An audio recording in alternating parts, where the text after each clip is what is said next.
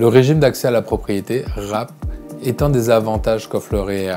C'est un dispositif qui permet d'emprunter une partie de ces REER pour l'achat d'une première propriété. Ce dispositif permet simplement de retirer temporairement une somme de ces REER. Depuis 2020, il permet de retirer de ces REER jusqu'à 35 000 $ par personne et 70 000 $ si vous êtes en couple. L'utilisation du RAP nécessite toutefois de retourner dans vos REER les sommes empruntées.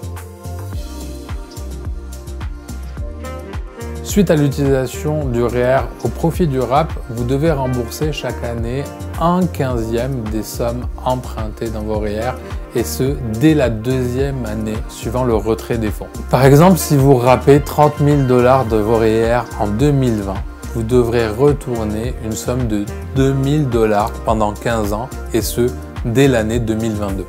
Et si vous ne remboursez pas cette somme, elle sera considérée comme ayant été non rendue dans vos REER, ce qui veut dire que vous devrez les ajouter à vos revenus imposables de l'année. De plus, vous ne pourrez plus remettre ces sommes dans votre REER et vous perdez vos droits de cotisation. Notez que le remboursement du RAP ne donne pas droit à de nouvelles déductions fiscales.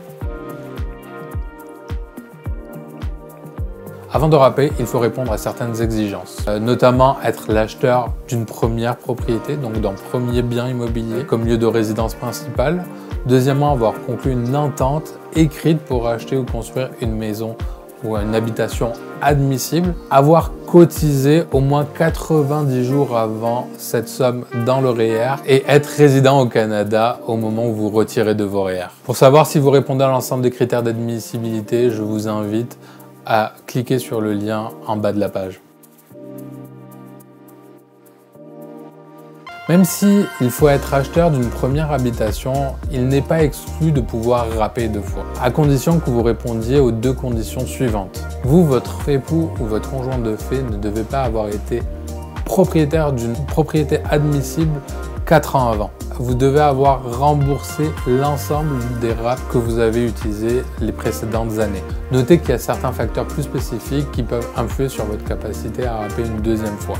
Raison pour laquelle je vous suggère de vous renseigner auprès de l'ARC afin de confirmer votre admissibilité.